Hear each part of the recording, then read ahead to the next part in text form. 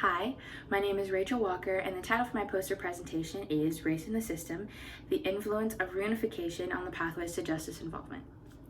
I chose the foster care system as the topic for my research study this year because I've had a close relationship with it for the past couple of years, and I wanted to know what happens to children who enter the foster care system and what happens to those children who are not reunified with their families and who ultimately end up taking other pathways, whether that's guardianship placements or aging out.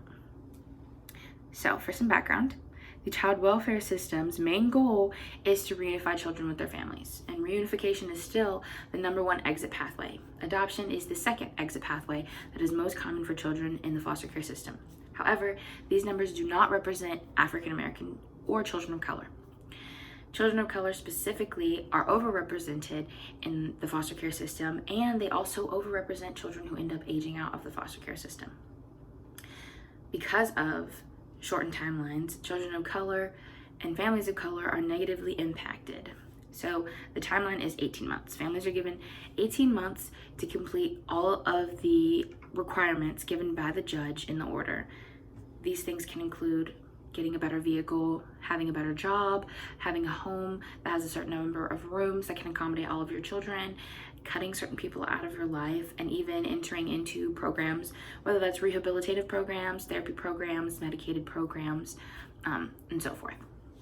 So after the 18 months, if the families haven't completed all of these requirements, the child will enter into a permanency placement. And this permanency placement can be adoption, it can be a guardianship or kinship placement, and this is typically with individuals that the parent or parents have indicated that they would wish their child to be with if they are not placed back in their custody. Or children can remain in foster care, be placed in foster care placements with foster families, and then ultimately age out of the system if they're not reunified at a later date. So, children who are entering foster care typically come from areas that are dealing with extreme poverty. They deal with over-policing, and they have low-quality educational systems. And so, like I said, African American families are among those families that are overrepresented, both for children entering the foster care system and children who are aging out of the foster care system. And children who age out of the foster care system, they are more likely to deal with justice involvement. They are more likely to have mental health issues, have issues with educational attainment.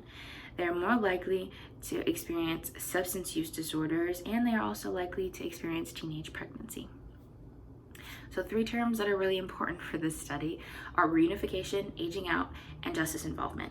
Reunification is just the process by which a child is returned to their family's custody after having stayed in foster care. Aging out is the process by which a child has turned the age of 18 and they have remained in foster care, and now they are being emancipated from the state with which they reside. And then justice involvement is any relationship the child has with criminal offending or the criminal justice involved, or is criminal justice involved. For my study, I used the Annie E. Casey Foundation, and I used their Kids Count data book, which is secondary data. The data was taken from the year 2020. And from this, I looked at 6 states, and I took their numbers for the kids who were aging out of the system, and I looked at the percentages for those children who had indicated that they had been arrested. And there were 2 periods that I looked at. That was 2 years after being emancipated, and then 4 years after they had been emancipated. The states I looked at were California, Florida, New York, North Carolina, Texas, and Washington.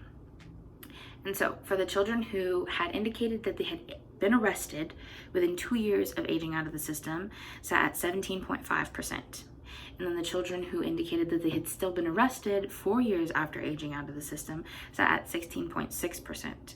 And from all the states that I gathered, 20% of children indicated that they had been arrested following their stay in foster care and after having aged out of the system.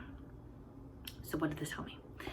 I chose these states randomly, and from these random assignments, it looked like large numbers of children who were aging out were also being arrested. And we know that in our prison system, a large percentage of those who are in our prisons right now have been within the foster care system. So it's not a coincidence. Nationally, emancipation sits at 9%, while reunification sits at 48%. Reunification is down a few percent from 50%, and emancipation is up from 7%. So it's not going in the direction that it should be going.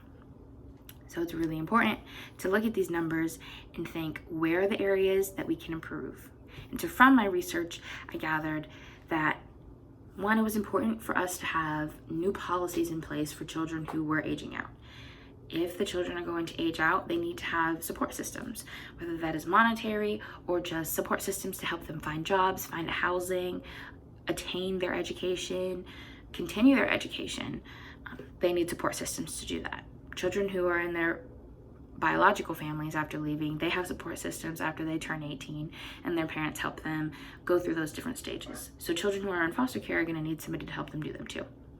Other policies that may be needed surround families who are entering into child protective services and who are entering into the child welfare system.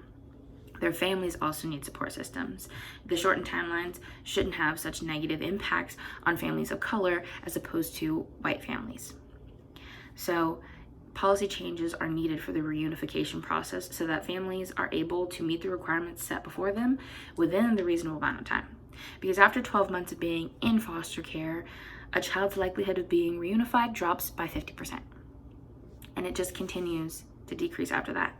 And the longer a child remains in foster care, the more likely they are to go back into foster care.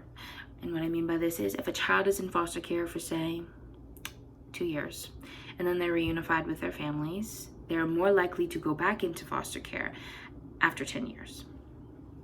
And so the need for these policy changes is imminent. Something has to change. Some limitations from my study are that, one, the data was taken from 2020, which was our COVID year.